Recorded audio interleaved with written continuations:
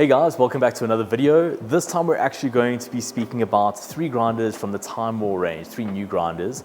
And my team and myself have had some time with these grinders. We've really enjoyed using them, and I think they are an exceptional addition to the grinder market. There are 1,000,001 grinders in the market at the moment, and I think as a newbie to coffee or someone looking to upgrade their equipment, it's always very confusing to try and figure out which grinder to go for. So what I'm going to do today is not focus so much on the technical specs, because those are readily available online, but rather speak about where these grinders fit into the market, who they might be for, and what the user experience has been like with each of them individually.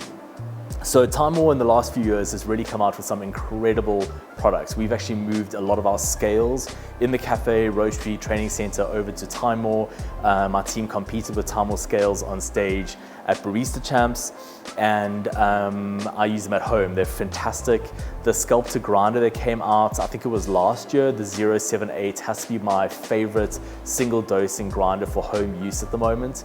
Absolutely love that grinder. When we had it on bar, testing the grinder, we actually ended up favoring it to our EK43 for the time that we had it, and the grind quality is just absolutely exceptional. So it's great to see that more high-end home user technology making its way down to the entry-level grinders. So let's dive into this range. We've got 3 conical burr grinders. One is a hand grinder, one is an electric portable grinder, which I'll speak about in a moment, and the other is a single dose grinder, which is my favorite of the 3. It's an exceptional grinder that I've really enjoyed getting to know. The hand grinder is an update to the Chestnut C2. This is called the C2s. There's been some small updates to the grinder, making it even more user-friendly and higher grind quality. What I will say about this grinder in the 2,000 Rand price point, if you're in South Africa, is that the build quality is exceptional. It feels really sturdy. The click adjustments to change your grind setting feel robust, and they're not going to slide around, they're not going anywhere. Dropping coffee on the table. And the overall user experience at this price point is really as good as you can hope it to be.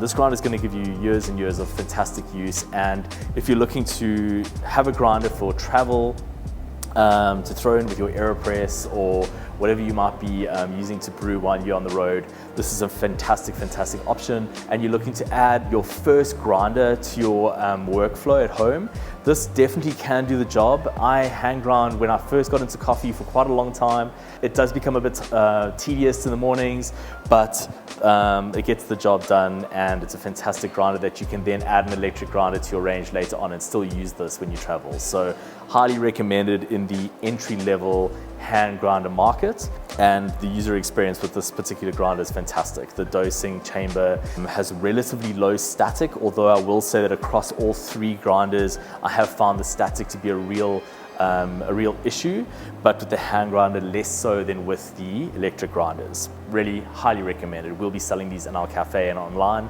as our entry-level grinder option. Then we move over to the Whirly, which is quite an interesting grinder. When I first got to know it, I was sort of confused as to who this might be for, and perhaps I still am. Conical burr grinder, electric, very quiet. I'm not even sure if you'll hear this, but it's busy running. It does a great job grinding light roast coffee, which is fantastic. Very satisfying workflow. So you just twist this little cap that opens the dosing chamber, or the hopper. You pour your coffee in. When you're done with the grinder, you just pop that down, and it becomes even smaller to pack away. It then grinds down into this grinds cup.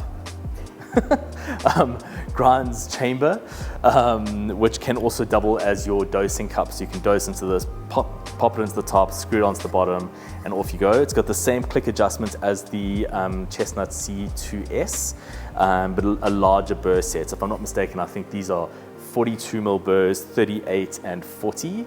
And it does a really great job. I have tried grinding both filter and espresso, and I will say impressively it can go right down to very fine enough to brew espresso on a commercial machine at 9 bars of pressure and light roast coffee. And I'll speak about how important that is from a grinder strength perspective, so that you are not limited to what coffees you can actually use, which is the case with some other grinders on the market at the moment. What confuses me about this grinder is, what is the use case? Is it for travel? Because if so, it's quite big and bulky and heavy.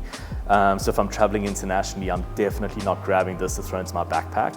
I'll be grabbing my hand grinder.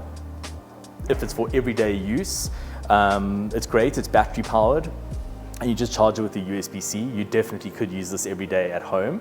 But I kind of wonder if there's not a better grinder option at that price point. I believe the price point is around 3,500 or 4,000 Rand.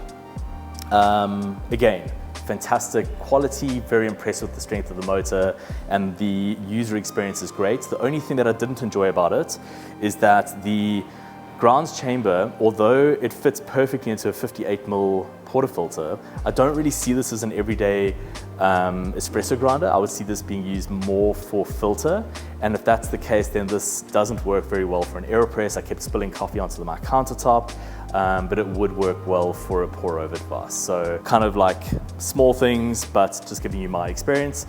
And the static on this grinder in the grounds chamber, there was a lot of static and a little bit difficult to completely empty the grounds chamber, but I'm being a bit nitpicky at the price point, which is entry level, very entry level for an electric grinder. I would say this is kind of hard to beat. Really, really good. Finally, we have the Bricks conical burr grinder. I love this grinder. At 6,000 Rand, there isn't really anything on the market that compares to it. From a user experience point of view, from a motor strength point of view, and the fact that it's a single dose grinder, which I absolutely love, with range from like coarse filter coffee all the way down to the finest espresso that you might need. It's been wonderful. Let's start with the positives. Borrowing some technology and features from the Sculptor, your grounds chamber locks into place magnetically, which is extremely satisfying. Your grind adjustment is a simple twist of your hopper, and this is the lid. Very, very easy to use.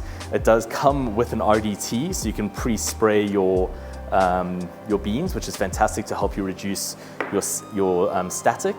And there's a little knocker. You just twist this on the grinder afterwards, dropping anything that has stayed behind, like reducing your retention. What I will say though is that after using the grinder for probably 4 or 5 brews, I was packing it away. We were on holiday, and I picked the grinder up, bumped it like that, and you can even see now some grounds fell out, but a whole lot came out, and I was pretty surprised. So the retention is a thing. It does come with a bellows, so you can blow air through the grinder and try and get all of that out, which I think would be a sensible thing to do. But to be honest with you, for the price point, it's really not a deal breaker for me. I would be extremely excited to add this to a sort of like entry to mid-level filter and or espresso setup at home. And I guess what excited me most about this grinder is how capable it was at espresso grind settings. Light roasted coffee, no problem grinding through that coffee for espresso, and that is a bit of a game changer. The reason for that is at 6,000 Rand, plus the price of a machine like a Gadget Classic Pro, you're now sort of in the same price range as a Breville Barista Express, I think it's called, with the built-in grinder. And although Breville makes some fantastic espresso machines, especially the ones available internationally with the dual boiler technology, in South Africa, the access that we have to their range is a bit limited, and the grinder in these Breville Barista Express machines is not very good for light roasted coffee. We have some customers who really struggle to grind some of our lighter roasted coffees in their Breville machines, and that's super limiting. If you're a specialty home brewer, specialty coffee home brewer, and you're limited by your grinder's ability to grind the coffee you want to brew, it's going to end up being very frustrating. But we haven't had a cost-effective solution to that problem in South Africa until, I believe, now.